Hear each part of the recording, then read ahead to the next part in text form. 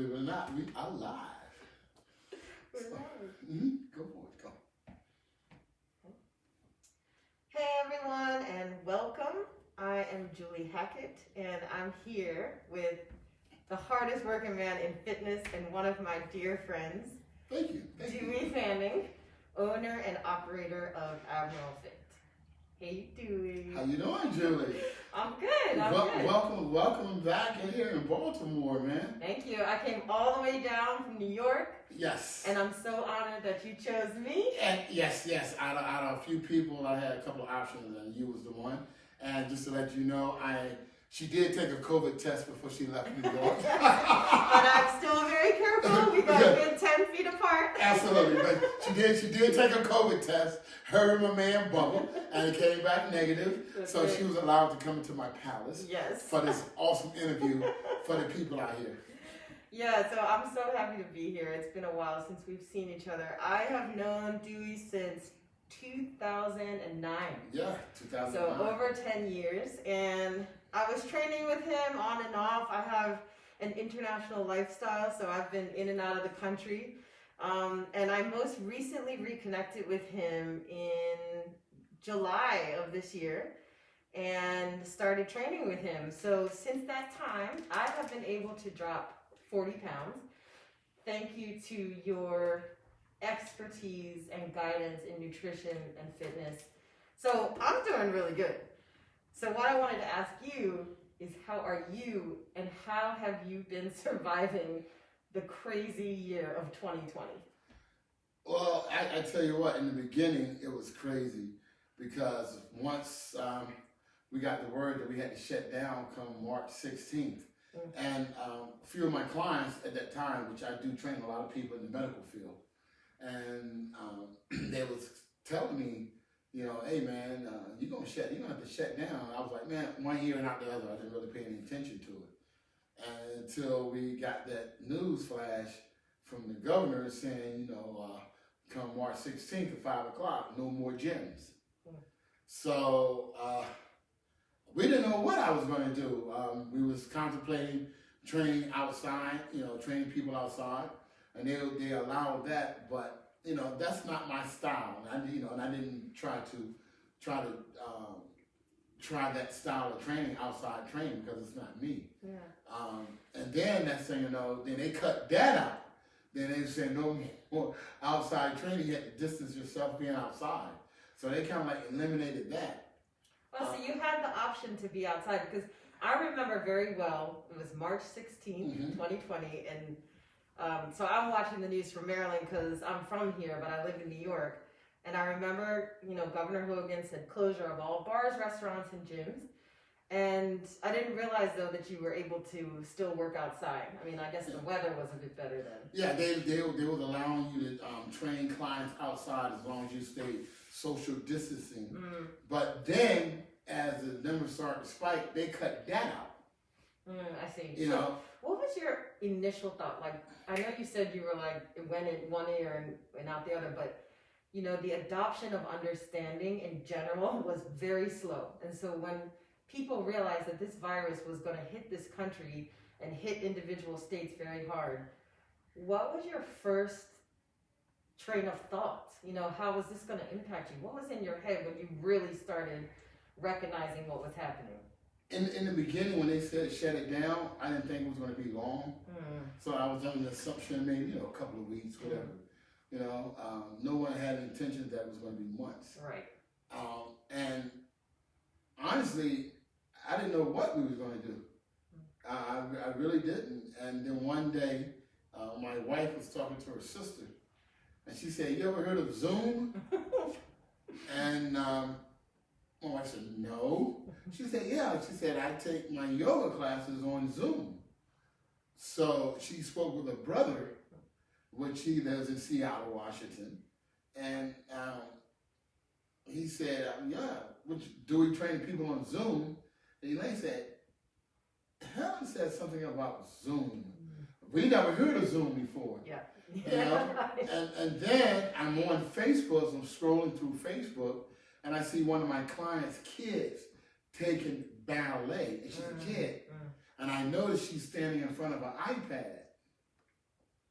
And I was like, and it clicked. And I told Elaine, my wife, I said, hey, I'm gonna try this Zoom thing. So at that time, you could get Zoom because it was like $40. No, excuse me, it was free. It was free, for 40 yeah. minutes. But after 40 minutes, you had to restart it again. Right. So I called a few clients up, and we did the Zoom thing. And honestly, it was a mega hit. I adapted to Zoom right away. So what was that like? I mean, and you know, the reason I think I would imagine that it would be pretty strange, you know, because when you're a personal trainer, and I know your style is very personable, and you develop a deep personal connection with your clients. So how did it go from being face to face to all of a sudden everybody's a little square on a computer? You know, everybody was kind of like intrigued and was motivated just to work out. Yeah. Especially under my guidance. You know, and then some of my clients that didn't have any gym equipment, I used to have a little stuff that, you know, around the gym that I used to use for classes, which was like a little mini gym that I called it. So I rented that out. I rented about 22 of them out to my clients. Oh, you rented your equipment out? Yeah, just stuff that I had like for classes. I used to do a Power Fit class, which I still do every Sunday from 10 till 11. Power Fit Live, 10 to 11 with DJ Dewey featuring Miss Plate Doctor, aka Miss Beautiful Elaine Fanning. Be there, be square. It's a great class. It'll charge you. I like the plug. So I wanted to plug their little advertisement in there. Very good. But I also recommend it. Yes, thank you. So when we did the Zoom thing, and it was a mega hit, and my clients, because I'm kind of like innovating and vigorous, energetic, very motivating, good looking. Yeah. You know? So I just started coaching basically. You know, I started coaching individual people.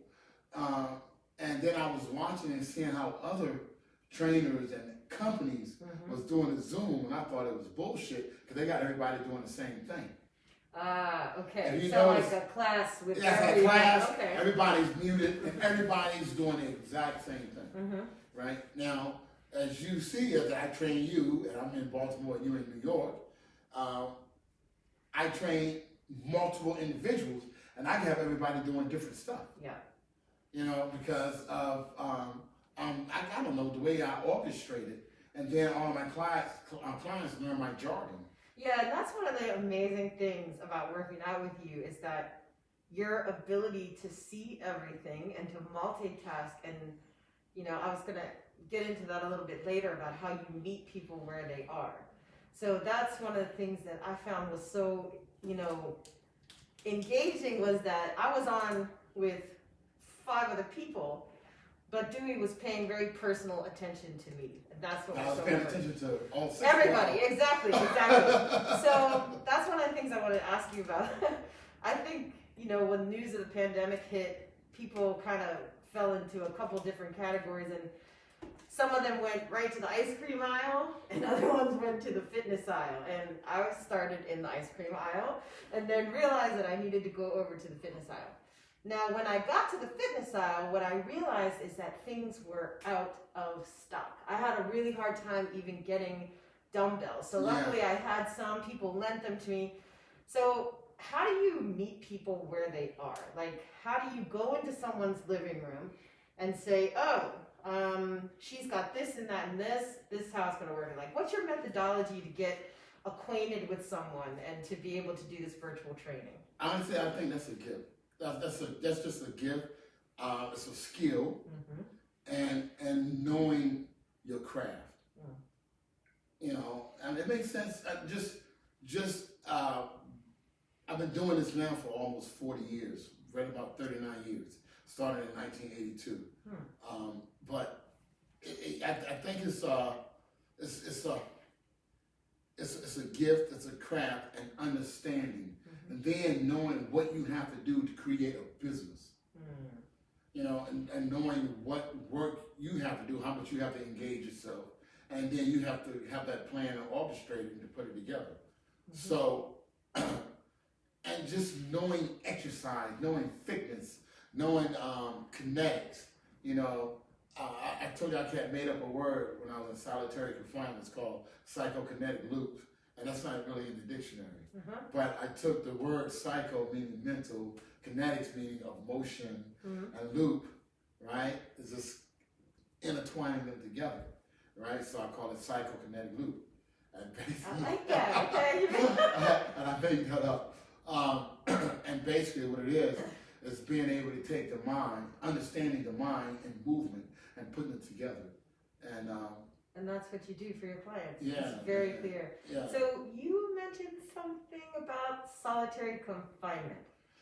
Yeah, So I know a whole bunch about solitary confinement, and whoever listening to this right now know about solitary confinement. But let's back up a bit, because I think you're talking about a different kind of solitary confinement. So can you tell me how you got into fitness and personal training in the first place? Take us back. You said you've been doing this for 40 years. Yeah, man. Okay, well, back in 1982.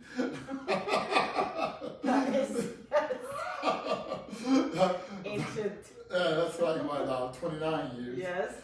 Back in, 39 years. Yes. So back in 1982, I was incarcerated. I was arrested for bank robbery. And I went to jail, basically. And when I went to jail, I was 147 pounds with a jury curl. Letting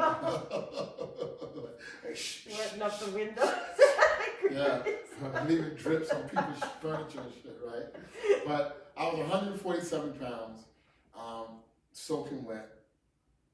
And I went to prison and I was sentenced to 15 years. With 15 years with a special 5-year probation. Even though I got sentenced 15 years, but I wound up doing 20. That's crazy, right? You did 20 total years. I did a total of 20 years in the United States Federal Correctional Facility. And how old were you when you went into the system? I was exactly 20 years old. I got arrested. I got arrested September the 8th, 1982. My birthday is August the 13th. I got arrested September the 8th. And what was on your mind when this happened to you? I mean, you're 20 years old. Like, what were you thinking? It was when you out there and you're living that life of crime, you don't think about that's just what you're doing. Yeah. And it really wasn't even a life of crime, even though it was something as hideous as robbing banks, because we robbed 8 of them. You robbed 8 banks before you got caught. Before you got caught. Yeah, before I got caught. And it's crazy, right? It's crazy. I mean, I'm looking at you right now, and I know there's a long story in between, but at 20 years old, a lot of us aren't making good decisions.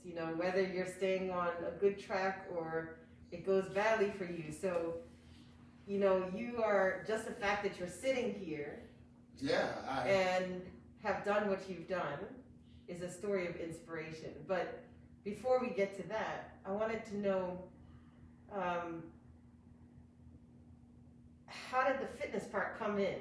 Because I think this was connected. You mentioned solitary confinement and something coming, an idea coming to you. So how did you start with the training? When I went in, I was 147 pounds, never lifted weights before a day in my life. Never, okay. Never lifted weights. And I went to the weight room and I started messing around. And back in the days when I went to prison, and back in the 80s, I mean, they had gyms better than Gold's Gym and Bally's.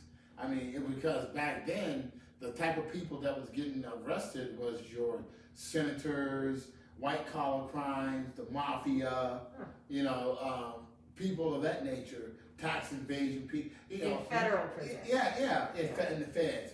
Yeah. You wasn't getting, all of the crack dealers and low-profile criminals and rapists and the baby pedophiles. You wasn't getting too many of those back then when I went to prison. So it was kind of like almost fun because I actually went in and I educated myself. So yeah, it was fun. Really, it was fun because you must have been in the luxury federal prison. Well, one of them, I was in FCI Butner, Mm-hmm. right, and that's in North Carolina. Matter of fact, I did 5 years and I was released from there and got to try out with an NFL football team. I didn't make that, but I got that shot. I got a look because I went in at 147 pounds, and in 5 years I was 233 pounds. Okay, so this is when you really started to beef up in prison. Yes, my first 5 years I gained 100 pounds. 100, okay. Yeah, I went in 1982. I came home in 1987. Okay, so when you got out in 1987, is this when you started your Yes, believe it or not, I got my first job in a real gym. Okay. In a real public gym. It was called Nautilus Plus. I was working for a gentleman by the name of Dr. Nelson Carp. Uh-huh. And I started out as just a counselor because they didn't really have trainers back then.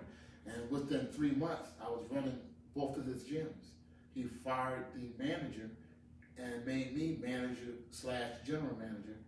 And I was running 2 gyms. So what do you think made you so good? Like, what were your strengths coming out? Because not only the physical piece of it, but from the story that I know about you, there's a lot of entrepreneurialism and drive and adaptation. That's one thing I would say about you, that you know how to adapt to the situation at hand. It's the hustle in me. It's the hustle in me. I like nice things. I like money. Money loves me. I make it chase me. So it's just knowing what you have to do. You have people that turn their dreams into reality, and those that keep reality in a dream. When I think about something and then I shoot and I achieve it. But how do I achieve it? I put a foot forward and get me closer and closer to that. And then once you start practicing hitting your goals, setting goals, and hitting your goals, then it becomes easy. Then it becomes fun. Yeah. And like I said, like today, I started this morning at 5:30 this morning, and I haven't had a break. I've trained about 19 people. I had to take the wife to the doctor, fed the dog, fucking did the laundry. And where are you from? Where were you born? I was born in Norfolk, Virginia, and I was raised in Virginia Beach, Virginia. We moved to Virginia Beach when I was about 5. And I was born in a hospital called DePaul Hospital in Norfolk, Virginia. Okay. And you talk about this drive and the hustle in you. I mean, is this something that your parents instilled in you? I know you had some siblings too. Do you think you grew up with this hustle, or something that you acquired over your life? Well, my dad used to tell me he would shovel shit to put food on the table. Okay. My father was an emergency and he passed away in Kipo, Japan in 1983. I was incarcerated, and matter of fact, I did go to my father's funeral in handcuffs and shackles because my mother was still living and she wanted me to see my father get buried because I'm named after my dad. My name is Dewey Admiral Fanning III. That's where Admiral Fit comes from. I was going to ask you where the name came from. Yeah, that's my birth name. My middle name by birth is Admiral. So when I was in solitary confinement, one day I said I was going to open up a gym, studio. And because I got my personal training certification while I was incarcerated. While you were in prison. I started that program in the United States Federal Institution. And I used to teach nutrition in a class. And like I said, I taught myself how to read. I taught myself how to write better. You told me that you read the dictionary from front to back? Yeah, about 12 times. I say words now. My wife will ask me, is that a word? He has the best vocabulary. Like a bunch of 4-letter words. But when you amalgamate those words with tuxedos and then the 4-letter words, you got some hell of an education. So when you got out in the 80s, 87? I got out in 87. Okay. Did you go and start your gym then? Is this when your path opened up? Was that it? No, when I got out in 87, I got a job at a gym. As a matter of fact, my brother, one of my baby brothers told me, he said, man, there's a gym up the road. And I said, yeah. So I didn't have no transportation, fresh home from prison, didn't make the football thing, you know. So I took off and I walked up to a place called Perimeter Mall, and it was a gym. They hired me right away, and I was just a counselor, you know, because they really didn't have personal trainers back then. Yeah. You know, they just had people to help around the gym and all, you know, sell memberships. And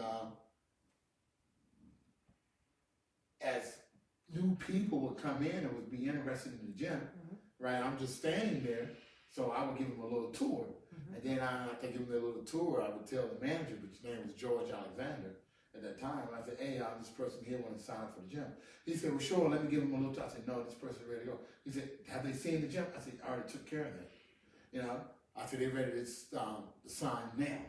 He was like, whoa. So about after the third or fourth time, they called me in the office. They said, you know what, man? We don't let you do everybody tours. You know, you tour everybody, and everybody that signs up, we're going to give you an additional $10. Wow. Okay, so they saw your potential. Yes. And what you could bring to the gym. Okay. Yeah, I was a good closer, or a good influencer, I guess. And so I started selling memberships, and next thing you know, I went from a counselor to a general manager within 90 days. But this was not the beginning of something great for you. No, because after that, in 1980, I was working at Knowledge Plus, then I started from Knowledge Plus, then I went to Bally's, right? And as promotions. Because when I got to Bally's, I started running 3 gyms, which was called Holiday Health and Fitness, Holiday Spa. Yes, Holiday Spa. That's Greg Fofer and Dennis Schaefer hired me and started me at the bottom and promoted me every 30 days. And next thing you know, I was running 3 gyms.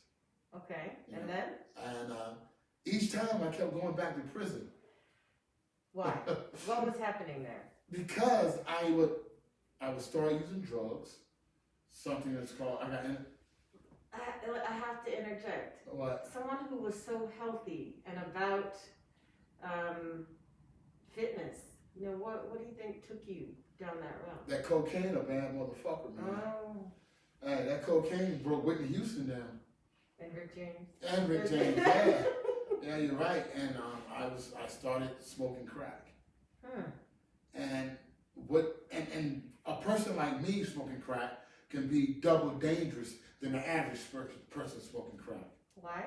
Why? Because I knew how to talk people out of money. So I was able to afford my habit. So the interesting thing, and this is just something, you know, I've talked to you a lot about this, it seems like you had the best of ability that you could either use for the very good or the very worst. And it seems like you ping-ponged during this 20 years, because you ended up doing 20 years in prison. I just to give you a little chronological step of my incarceration, I went in, I don't know if you want to count these or not, pretty much can remember, but I went in 1982, I came home in 1987, that's 5 years, total 62 months, 5 years. I violated in 1989 and went back in 89, came out in 93. Okay. That's 9 years. I went back in 1995 to 1996 for a dirty urine. For dirty what? A dirty urine. Oh, you violated parole and had a dirty in between those, besides the 2009, I never committed a new crime. Now, I was committing crime, but I wasn't getting caught. So it was parole violations? It was all parole violations while I went back 3 times. My initial arrest in 1982, then I went back in 1989, right, for probation violation. And I went back in 1996 for a dirty urine.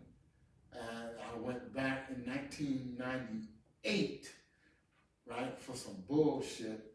I took a beef for some girl that I wound up marrying while she was incarcerated because of some coke, cane, crack, and I did 2 years. So that was from 98 to 2000. Okay. And then in 2000, I went back to prison, and I didn't come home until 2009. Okay, that's a lot of in and out. Yes, Again, 5 times. Again, the fact that you're sitting here talking to me and to us is a miracle. So what was that moment in your head where you said, enough is enough? I can't do this anymore. The next time I'm out is going to be it. That last time when I did the 8 years, I did the 8 year stint, I couldn't do it no more, man. You know, I was turning 45 years old. That would have been a total of 20 years in prison. I had dreadlocks down to my ass. You know, I cut my dreads. And I said that I was going to go out and get into so-called white corporate America. That's what made me come. And how are you going to do that with a record? You know that's not easy. Well, I don't let things like that hold me down. You know, a lot of times you say people, that man, he put his foot on my neck and held me down. You know, I don't believe in that. You know, I believe in doing, showing up and doing, you know, and if you do it right, you'll get the results you're looking for. So how did you deal with the addiction piece? Because, you know, you were talking about this, and that takes so many people out. And, you know, listening to you, I feel like you're almost a bit of Teflon, like, you know, the thing that you seem to, you know, overcome all of these things. So how did you get clean, and what was the fallout from that? I just stopped. You just stopped. I just stopped, just like when I want to lean out, I don't eat no more Five Guys and donuts and butter pecan ice cream. I just stopped. You know, I've shot heroin. I've smoked crack. I've taken acid. Never was a drinker. I don't drink to this day. I don't take sips of wine. A lot of people, why was you an AA member? No, fuck no. I don't like the way it tastes. You know, but you know, I like the drugs. I didn't like alcohol. So when I got my mind made up, I just stopped. You know, but each time I did stop, it was always going back to prison. You know, because like I said, I went back in and out of prison 5 times from the feds. So there was a lot about you, what I'm hearing, a lot about you that helped you to overcome. You had guardian angels, you had 9 lives, whatever you had. But there was someone else that came into your life that you told me once who saved you. And we're sitting in her house right now, and her house, or your house, excuse me, our house, your collective house. And you know, ever since I met you, I've seen, you know, Elaine at your side, and you know, you said something to me the other day that with the right partner in your life, you can go really far. You said, without her, I would be just some dude. Yes, and I say that to this day. Without my wife, no way I would have accomplished what I've accomplished. I live a pretty good life. I'm pretty busy. I'm a very well-known trainer. My clients love me. And I've had clients that have been with me up to 12 years. I'm talking multiple clients. Been with me 12 years, 10 years, 9 years, 5 years, 6 years. And then the newer ones, 3 years, 2 years. You know, so a lot of times when a client join me, you know, sign up with me, they stay with me for years. You know, I have a 78-year-old lady. I've been training, her name is Jean. I've been training her for 12 years. Excuse me. She said, I told her that the other day. She said, no, Dewey. March, it'll be 13 years. 13 years. You know, one of the things about your clientele, you seem to have a specific call to women's health, or for women's health. Because what I understand is that your clientele is like 98% female. Yeah. And I think that's so amazing. I'm not sure if that's something that you set out to do, or, you know, how did you come to focus, you know, so much on women? Women are fun to train. I mean, women are fun to train, and when you get a female that's sincere and serious, I can actually change and chisel her body. You know, and that came from me putting females in bodybuilding shows. I've turned out a few pros that's just plain Jane, and now they became a pro competitor. You know, either in bodybuilding, figure, bikini. These are just different categories in the competitive world of weight training. But is this something you sought out, or just you started attracting the women? I guess from, you know, because that's just the way it happened. I guess for me training women and getting results, immediate results, and other women start seeing that. And just we created a domino. Yeah, and then it created a domino effect. And I just, the women, like I said, they are so fun to train.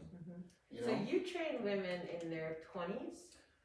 Teens, 30s? No, teens. Oh, back to teens. Okay, teens, 20s, 30s, 40s, 50s, 60s, and 70s. 70s. Okay. So 70, you mentioned her, Jean, 78. I got a few clients in their 70s. Yeah. So 78 is your oldest, youngest client. So what advice do you have for women who want to improve their health? And why is strength training, which is what you focus on the most, so important for women? First of all, let me say this here. And this is fact. You can Google it. When we talk about the human anatomy and the different tissues, the two types of tissue that we talk about when it comes down to the body, we have something that's called muscle, and we have something that's called fat, adipose tissue, right? And everybody has a certain degree of each tissue on their body. So when you have 5 pounds of fat on your body, right, your body will burn about 20 calories in a 24-hour period. 5 pounds of fat, your body will only burn 20 calories in a 24-hour period. If you got 5 pounds of muscle on your body would burn up to 250 calories in that same 24-hour period. So, why is that? Is it because the body is holding on to the fat? No, because it takes energy and fuel to move that muscle. Okay, so the more muscle that you put on your body, the more fat you are enabled to burn. Because, you know, like I said, the fat don't go anywhere and it can't just disappear. You got to take that fat and convert it to energy or fuel. If you want that fat to disappear off your body. You know, and a lot of people say, well, I can't eat all these fatty foods. No, fat ain't gonna make you fat. Sugar make you fat. Fat can't turn to fat. You know why? Why? Because it's already fat. But sugar, carbs, starches can turn to fat. So you see what Dewey's doing right now, and this is one of my favorite things when we're working out, is to listen to you start to talk about nutrition and anatomy. So, you know, sometimes when we're finished with our workout, and always during, Dewey will give a lesson, you know, about what's going on. And that's not something you formally trained in. I mean, you said you did a nutrition class when you were in prison. I used to teach nutrition. Right. So how did you become so knowledgeable? Like I see you as a person who seeks out knowledge, but how did you become so knowledgeable in things that people take, you know, college degrees to become an expert in? Well, I did drop out in 8th grade. I talked to a lot of my clients because I train a lot of people in the medical field. I talk about from top of your worldwide surgeons, plastic surgeons, orthopedic surgeons. I mean, and I mess with them all the time. I say, man, you went to school for 15 years. You know, and I can still tell you more about the human anatomy. I mess with them. They love me for that. But, you know, I had a lot of time. And once I started learning, when I was lifting weights, and I started training and I started growing, you know, and I watched myself go from 147 to when I was 165 pounds, I thought I was a big motherfucker, man. At 165. How much do you weigh now? I weigh right now, I'm a fat boy. I weigh like 235. Okay. You know? Are you fat? I call myself fat. Not really, but I call myself fat. You know? So I went from 147 to 165, and I thought I was humongous. When I hit 200 pounds, you couldn't tell me shit. When I hit 220, forget about it. Yeah. And I was just so athletically inclined. I was like always the fastest guy on the compound, always the strongest. I mean, it was just so funny. Another big dude that come in the compound. Oh, big motherfucker! I heard you could bench 500 pounds. Get the weight room, I smoking. You know, so I always held that reputation. But where did I get my knowledge from? It infused me. The more and more I learned, the more and more I got excited about it. You know, so it was fun. Yeah. And then I used to go out and talk to the inmates about it, and they thought I was just the smartest motherfucker in the world. You know, and then like I said, I started teaching nutrition. Then I started training dudes in prison. You know, I trained the mob. I trained senators. You know, I trained some of them Charles boys out in Boston. Y'all know what I'm talking about. I'm talking about them boys out in Queens. Yeah, the Big G family. Dewey is definitely someone who can walk with everybody. Yeah, that's something I really love about you. One of my cellmates for about 4 years. You know, his name was Ernie Muscarello. You know, I mean, Google it. That's all I got to say.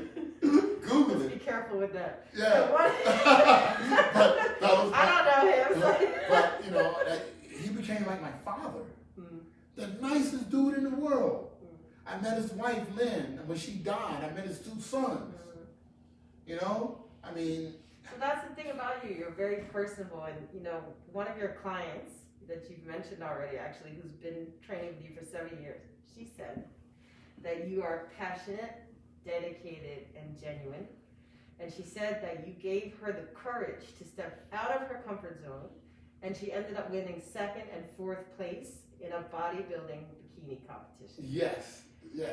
And another, I have to say this one too. This was the client you mentioned who's 78. Dewey has kept me healthy and feeling younger than I am through exercise.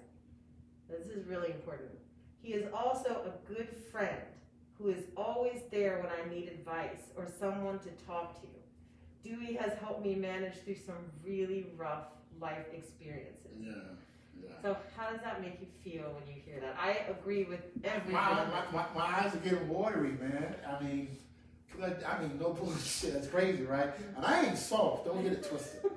But my eyes are getting watery now because I take that to heart. You know, because these people believe in me. You know, so I can't let them down. You know, they just, you know, I just be me, and I don't have to pretend. You know, if people don't like the way I talk, fuck you, I'm sorry. If you don't like the way I look, fuck you, I'm sorry. You know, but if you mess with Dewey, you're gonna get a genuine person that's real. He's not fake at all. You know, I'm not gonna sit up here and tell you what you want to hear. I'm gonna tell you the truth. You know, not only that, but I don't want you to call my name, but this what really hit me. I just got this text message the other day. Matter of fact, day before yesterday, and I want you to read this. And it's really, really, really cool, and it made me cry. Let me find it here. Hold on, I get it. Here you go, right here.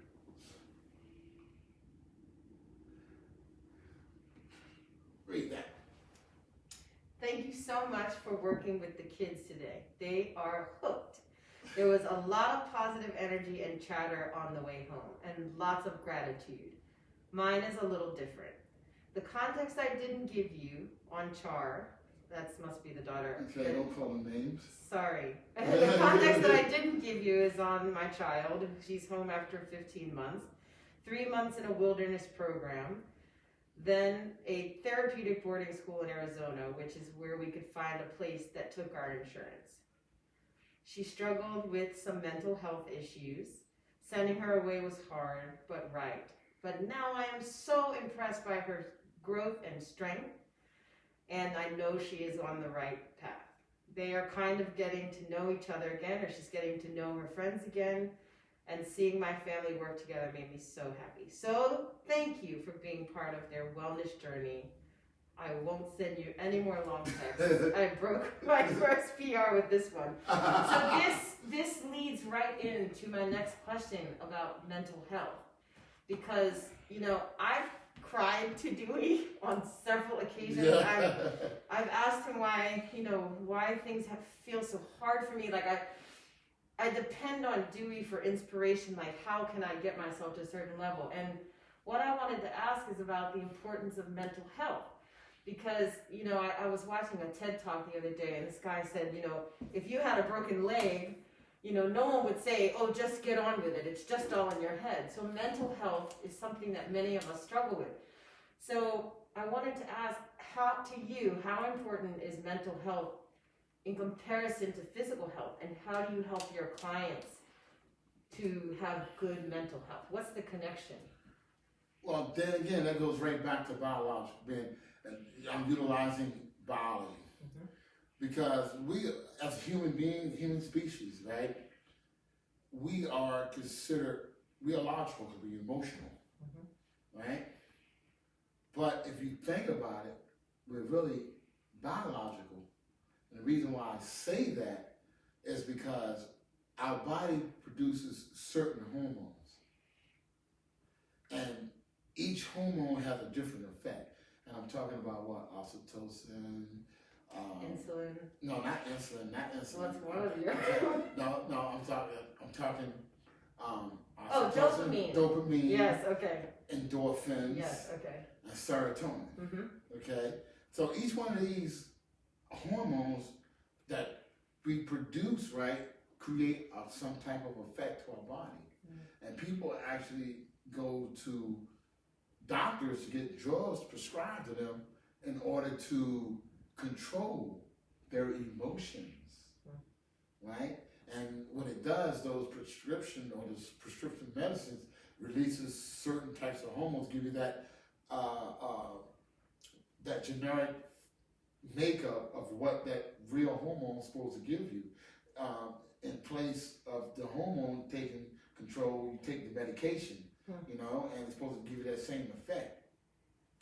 What's the number one thing that will automatically produce each individual hormone to meet your expectations? It's exercise. Why? Why? Because if you think about it, dopamine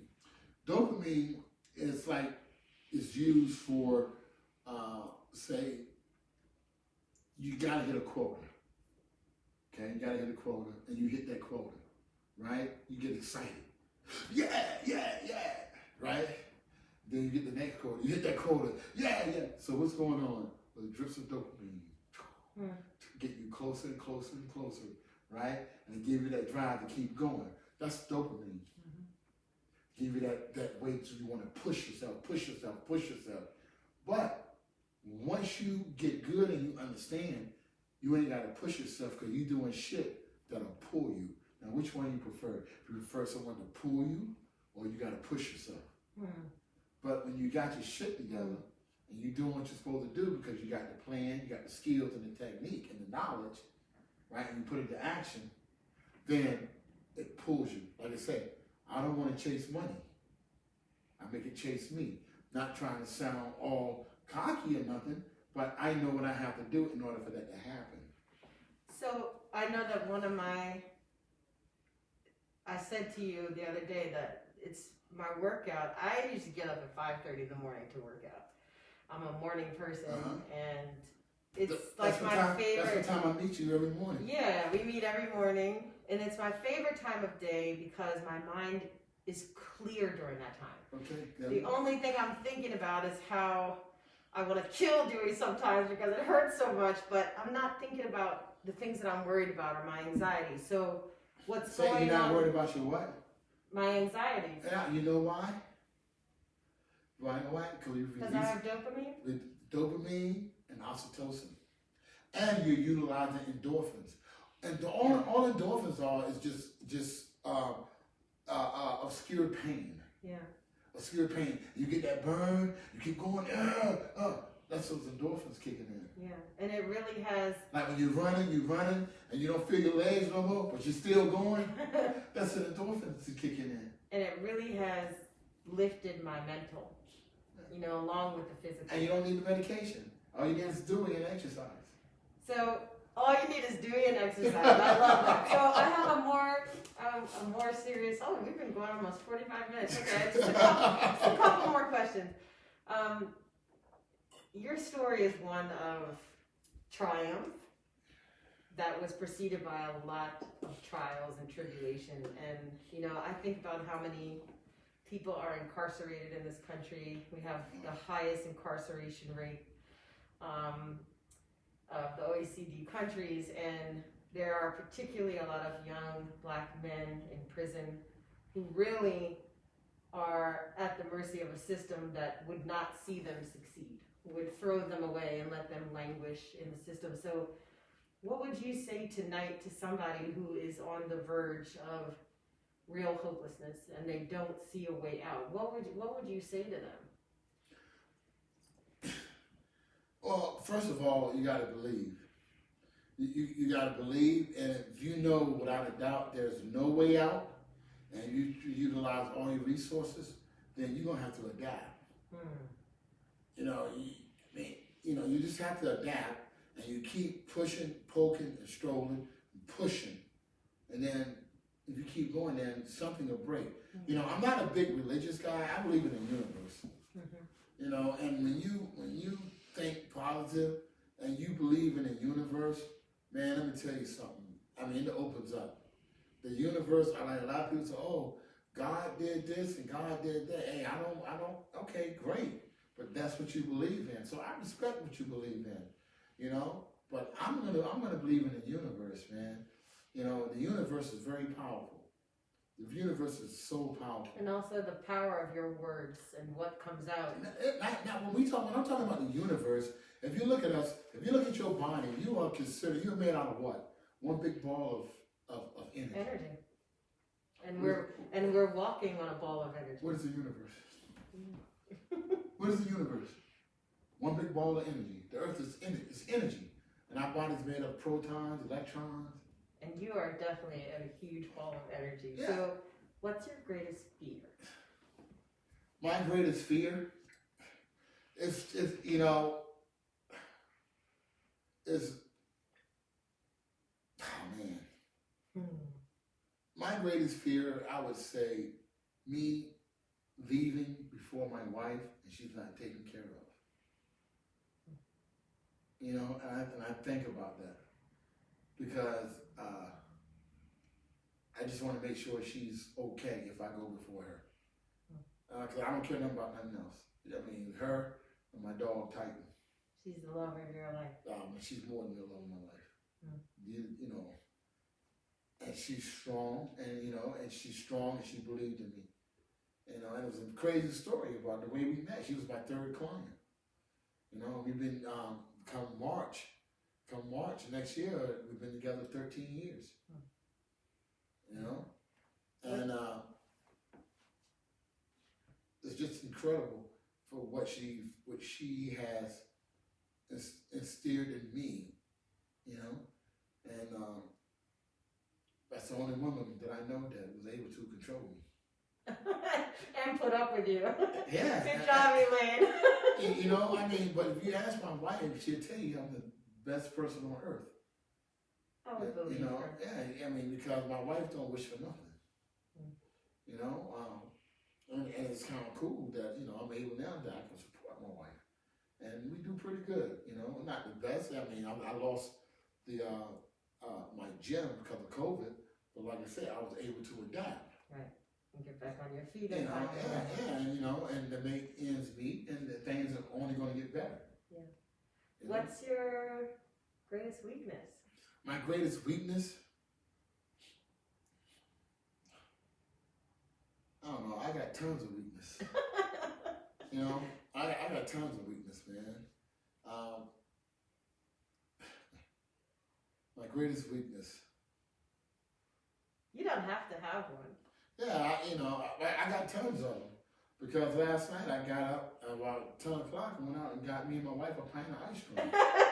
Okay. So all of you out here, it's okay. It's okay to eat a pint of ice cream every once in a while. Is that what you're saying? You know, I mean, we all have our place. I went to the store just for that. It was about 10:30 at night. And I got her fish food, and I got me my $100 of butter pecan. And you were happy for the moment. I was thrilled. I was flabbergasted. So I think you already touched on this, and I'm about to close up. But you know, the key to changing your life when you don't see a way out, and that's right before you're avoiding the depths of despair and hopelessness. So I think you said the word adapting. So you know, because this year was so difficult for so many people, and now we're going into 2021, which everyone is saying, oh, we can't wait, it's going to be better, but 2021 will be a year of dust settling. We don't know what to expect, we never do. So in closing, what would you say to people to keep strong and to keep moving forward? What would be your advice? First of all, you gotta have a plan, and you can't be lazy. You got to put your plan together, and your plan have to make sense. And I'm a firm believer in a lot of great speakers. They said, well, Les Brown, he said, always aim high, and don't mind missing. Instead of aim low and hit. I like that. You know, so you want to create a plan. Once you create the plan, let it make sense. And then you put that plan in action. You know, and by putting any plan to action, you're gonna get some kind of result. You know, and a lot of people out here like, oh, I'm gonna do this, or I wanna become a personal trainer, or I'm an entrepreneur, I'm gonna start my own business.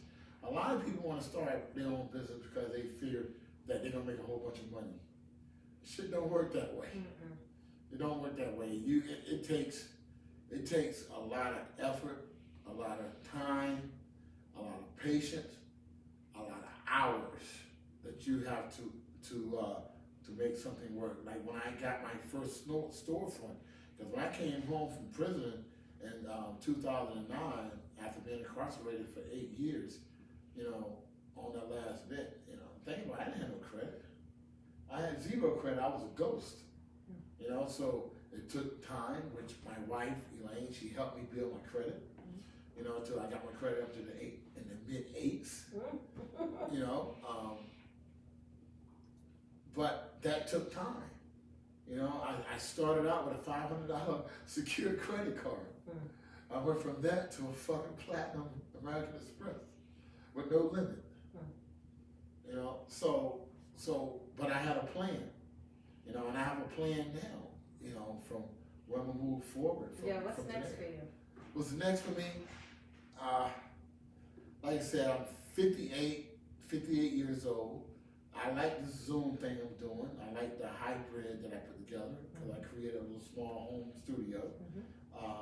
And right now, just to keep changing lives, you know, keep changing lives. As long as I've got the strength and health in me to keep doing that, I think people are going to keep looking out for me, you know, as far as the universe. Because like I said, the universe has really been awesome to me. Some people say, oh, that's the Lord Jesus Christ. Some people, oh, that's the Almighty God. You know, look what God do for you. Look how good God is to you. Maybe it's both. You know, I want to say the universe. Maybe it's both. Maybe it's both. Well, Julia, you have definitely changed my life. And I know I've brought some other people to you, and you're changing their lives. Yes. And I'm just, you know, COVID allowed me to be able to work out virtually because I couldn't be in the same city. Yeah, man. Yeah, that's awesome. So I just want to thank you for being the person that you are. I think that the path that you've come through, you came here to touch people's lives and make a difference, and you're certainly doing that. So thank you so much. Thank you. And I want to say something as well, guys, as Julie Hackett. I did choose her, and I have multiple people that I could have got to do this. And this is not the last time that you're going to see us together in this type of setting. I'm I'm also in the process of writing a book. And she's is the one that's going to be assimilating it. Get to see some more of her work, guys. So I'm going to say thank you, Julie, for coming to my home during this time of I don't know, this hell of a virus is going around, and to share your time with me. I most definitely appreciate it. I hope you all got a little a little glimpse of what I talk about, what I'm about. And there's a lot more to come. And we just didn't want to, divulge a whole bunch of stuff because there's so much more. And I want to give it to you. My life is exciting. I sit back and I'm like, definitely was. I mean, hell, man. And before I leave, I'm not gonna call my wife in here because she can't walk right now. She had surgery on her foot, so she's down and out. But I want to give her a big shout out to my beautiful wife, Elaine Fanning, aka Miss Plate Doctor. Y'all notice you haven't seen her on Sundays because she had her toe fused up. But without her, it wouldn't be no Admiral. And she's the one that believed in me, stood by me, and just been my body armor. And with her standing beside me, I was invincible. And she gave me all the confidence and drive. So I will say that, I give a lot of credit to my wife. Yes, I do take a lot of credit on my own, but it takes a good woman. Yeah. She wasn't just a good woman, she's strong. Don't get it twisted. That little 115-pound lady, she might be small, but she's powerful. And I love her. I love her more than anything on this earth. So I love you, honey. And we're going to end this because I got one more client. Like you always tell me, go get that money. Go get that money. That's right. Thank you, Dewey. Thank you, Julie. Hey, guys. Hey, I hope y'all enjoyed this 1 hour of talk. And we just, like I said, nice little chat with Julie and I. This is my girl here. She was up in Africa for 4 years, then back down to New York and Baltimore. She go from New York to Baltimore. So, and I can't wait to meet Bubba tomorrow. Yes, that's my 5-year-old who always works out with us, by the way. Yes, I have a little present for him too. Right? So, hey man, so any closing words, Julie? Inspiration is what I feel, and I'm going into 2021. I lost 40 pounds. I'm looking to lose 40 even more, and I know this person is going to help me to do it. And I love people who touch lives. The things that you were saying, I saw a lot of my own scenarios with, and I take from that. So please keep giving. Yes, man. It's fun. We all need you. Yeah, it's fun. Hey, guys, I appreciate y'all coming in, hanging out with me in my home, man. I am the Admiral by birth. I wasn't made, I was born that way. I'm out. Peace!